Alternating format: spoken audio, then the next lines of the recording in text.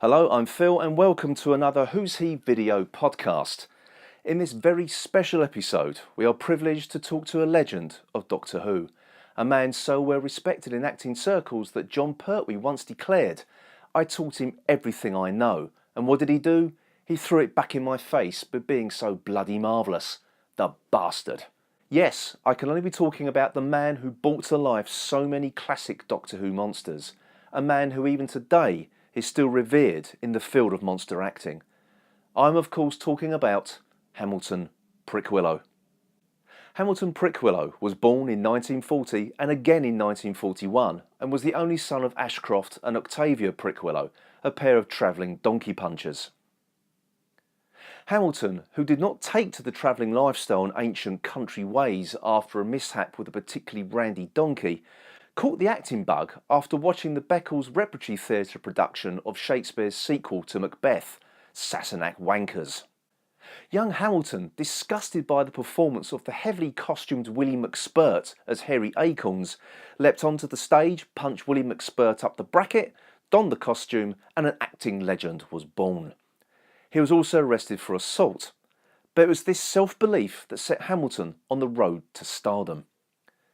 After a spill at Her Majesty's pleasure, a wiser Hamilton wrote to the BBC upon his release, extolling the virtues of his acting prowess. Tough BBC producer Michael Fluffy Sweetcheeks liked what he read and without any audition immediately cast Hamilton as a dining table in the BBC's 1950s soap opera The Grove Family. His polished performances as the Grove's dining room table soon made the stuffed shirts at the BBC sit up and take notice at this thrusting young talent, and soon the Doctor Who production office came knocking on his door. Hamilton, now in his 70s and looking strangely youthful, recounts his time and his favourite stories that he was involved in on Doctor Who.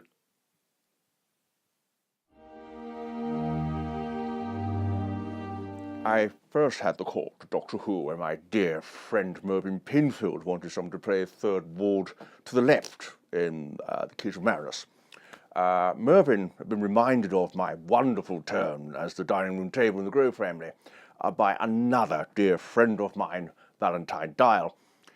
So I went along to the BBC Television Centre to see Mervyn to discuss the role over a few drinks, and we both ended up getting absolutely plastered.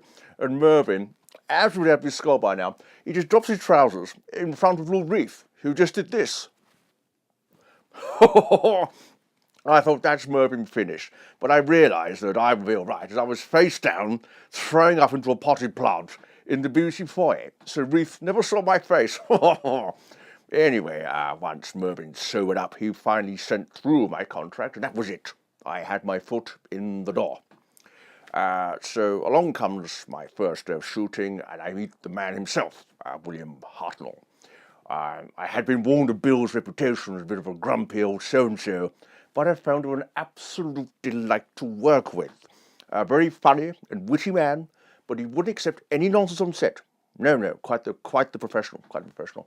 I remember during the production, Bill got extremely annoyed with one of the cameramen eating a bag of crisps whilst he was trying to count his collection of BBC canteen cutlery.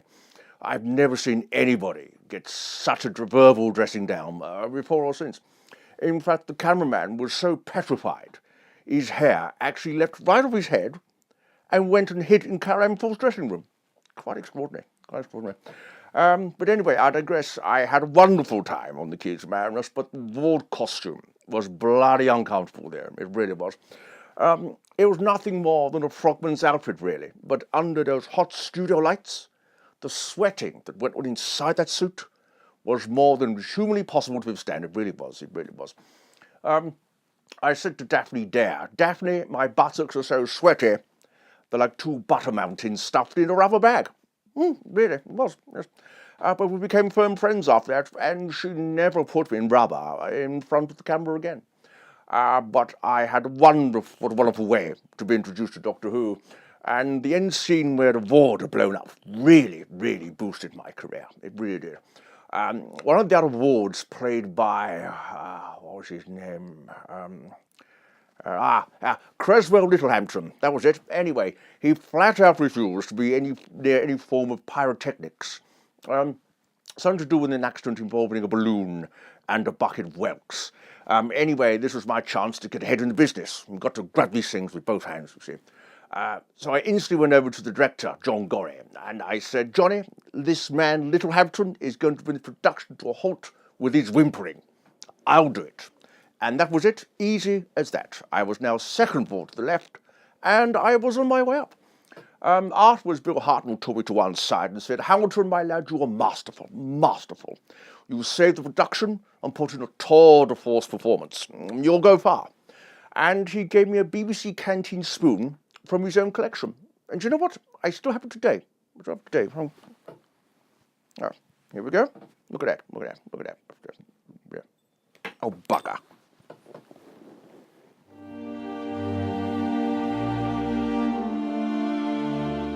By now, I was the go-to man for Doctor Who monsters, and naturally, I had the pick of the scripts and built a reputation as an actor that was quite rightly respected by all the production team at Doctor Who. So when the Crotons came along, I naturally jumped at the chance to once again show them how it should be done as the lead Croton. Then I saw the costume. Cumbersome wouldn't do it justice. It was like trying to move around in a bloody washing up machine. I've got that word wrong. While trying to hold a fire extinguisher. Patrick Troughton said to me, Hammy, old chap, you're going to have problems with this one. Well, I thought Patrick has well and truly laid down the gauntlet. Plus, he called me Hammy, which I absolutely detested. John Levine once called me Hammy, so I set fire to his pet monkey. Now, the interesting thing about this production is that for the first time in my career, as a monster actor, I was allowed to actually voice the monster I was playing. This really gave me the chance to get under the skin of the character. I came up with a voice like this, you see? It would have been a marvellous juxtaposition with the massive size of the robot, but trying to walk and talk in the bloody thing was damn near impossible. It really was. So I said to dear David Maloney, the director, I said, this just isn't working. Bobby Holmes has written some marvellous dialogue, and I'm just not doing it justice walking around that bloody tin can. So David said to me, don't worry, we'll ADR your dialogue later. Do you know what ADR stands for? Yeah?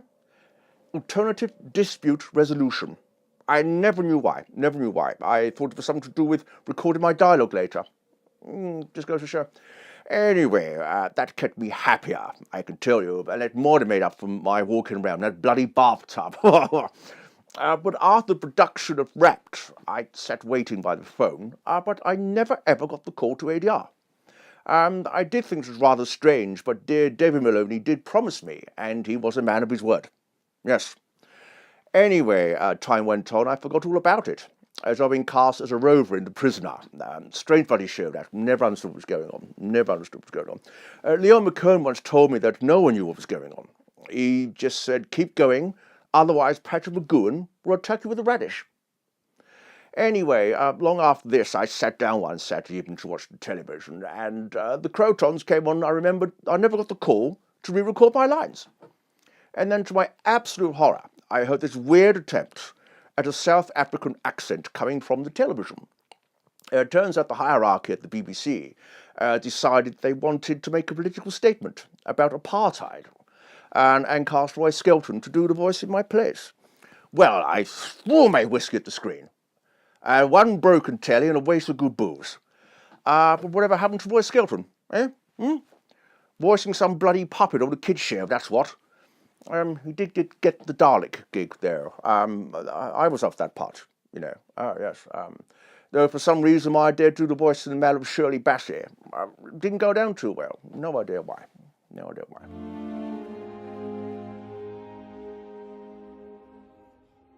Now, when the Green Death came along, I wasn't quite prepared for such a difficult shoot.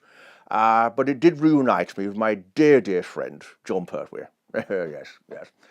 John and I went way back to when we both appeared in Carry On Screaming.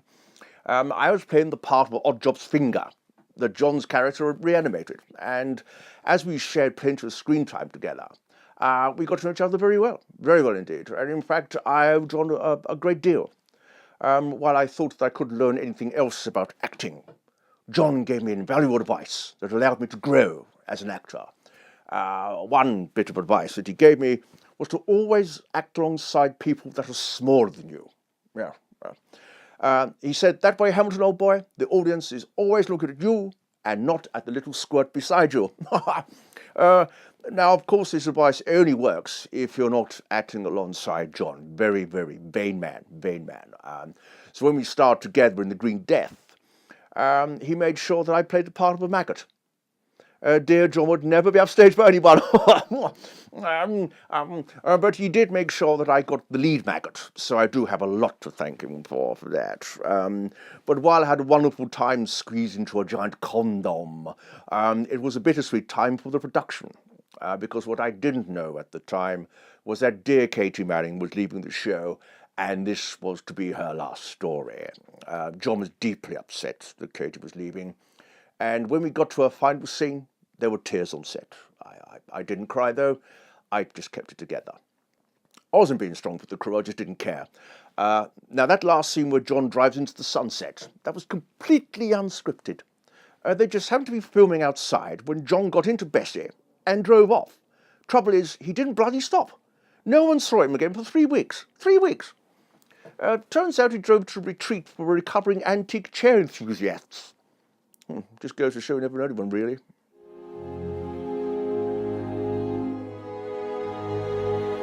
Oh, God, the Power of Crave. Yeah. It's the one production I barely remember anything about. And I have the wonderful Tom Baker to thank for that. We all knew this wasn't going to be the best production, so Tom and I made up for it by getting rip-roaringly drunk each lunchtime. Well, thank God I didn't have to film out in those bloody marshes. Tom once told me over a pint of absinthe, when he finally got back on dry land, the crew were fed up walking around with soggy testicles. The cameraman's crut, they called it. What I do remember, though, is that on this story, I had 2 parts to play, which was a real challenge. Real challenge. Graham Williams was really thrown into the deep end when another monster actor specialist, Montague Bushygap, dropped out at the last minute owing to his problem with piles. So Graham comes up to me one lunchtime as I'm downing a double brandy, and I could see he was in a terrible flap, really panicking. Hamilton, he says, I have the most enormous favour to ask of you. Bushygap let us all down, so can you please play the fake crawl as well? What could I say? What could I say? I knew they were in a safe pair of hands with me, so I immediately said yes. Now, the costume for the fake crawl was nothing more than a gigantic rubber mushroom. Very easy to move in, but bloody hell was it unconvincing. I don't think I've ever been that embarrassed to be inside a costume. Tom Baker wasn't happy, so before I started filming the scene, Tom slipped me a triple neat gym before I went on set. So there I was menacing poor Mary Tam, absolutely pissed out of my skull, prancing around the set doing a crap dance. They all said I was amazing in the part, but I'd consumed so much booze, I was actually bursting for a pee. So I couldn't hold it in. So I leave myself on the floor. But trouble was, there was so much pee, it spread across the studio floor, and Philip Maddox slipped in it and fell into a pile of swampy wigs. He was naturally furious, and he chased me around the studio until he slipped in my pool of pee again. This actually went on for about half an hour. Eventually, he gave up after Tom distracted him with the story of why monks always walk around bent over double. And then later that afternoon, I had to put on the main Kroll costume. Such an easy one to do that. I felt embarrassed taking the money. But the BBC in those days didn't really care what he spent his money on. For example, they once paid for a statue of Little and Large to be erected in the BBC canteen. The bloody thing also gushed claret out of Sid Little's glasses, which made it look like he had his eyes gouged out and he was bleeding to death. But after they finished putting it up, their show was cancelled, and they took it down again. And they wasted £11.80 on that. Absolutely shocking.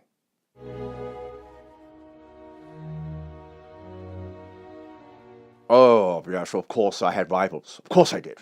One has to have rivals to keep you fresh and on your toes. Otherwise your performance becomes more like a depressed cushion. But it was mostly good-natured, the rivalry. But there was one particular turd that springs to mind, a rather flatulent little upstart by the name of Warrington Flange. Dreadful little fellow, really was dreadful. The little shit was always trying to upstage me, always. I was the leading monster actor for Doctor Who, and I was top of the pecking order when it came to that. But along comes Warrington Flange, the so-called rebel of monster acting. It was absolutely pathetic. He was a method actor, you see. He once spent weeks pretending to be a mandrill, scaring children at the local Safeways. Whereas I would turn up, put on the costume, and act the bloody part. You know? Just bloody acting. But I remember once he got us both thrown off the production of Warriors of the Deep. We had both been cast to perform as the Merker, which is now legendary in the BBC. But poor Matty Irving never lived that one down. Never lived it down. Very nearly a career killer. Really was. Anyway, as I was the leading monster actor, I was cast in the front half of the Merker. But as usual, Warrington made a huge song and dance about that and threatened to walk off the production unless he got the Merker's head. So director Pennant Roberts gave in to him after he threatened to throw himself off the lighting gantry, and I was shoved to the back of the bloody costume. So not only did the suffering dignity have been relegated to the back, I was also made to look into Warrington's arse. So filming eventually started, and we got to the scene where dear Ingrid Pitt did a kung fu on the Merker. She was a real trooper, but bless her, she was no Cynthia Rothrock. Now, remember I said Flange was flatulent. Well, whilst he was fending off Ingrid, he broke wind with such ferocity that I was temporarily blinded. Yes. I was absolutely furious. I threw off the costume and went to punch Warrington, but as I still couldn't see, I ended up twatting Peter Davison in the Family Jewels, who then fell into Janet Fielding, who went arse first into Pennant Roberts, who was berating Johnny Byrne at the time for writing a huge pile of shit.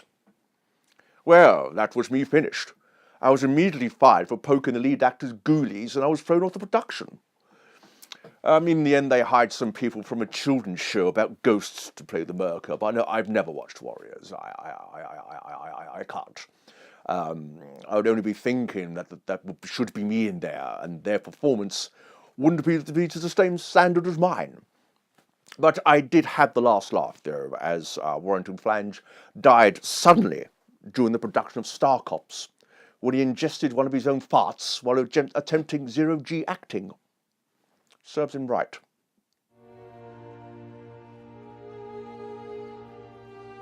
Well, working with Warrington Flange was obviously a regret, but to be honest, not really. I had a fantastic time on Doctor Who, and I made some truly, truly dear friends. I don't see much from these days, but I do bump into them now and again on the convention circuit. And the fans have always been kind to me as well. They always shout "prick" when they see me, which is a little nickname they have for me. I think it is anyway.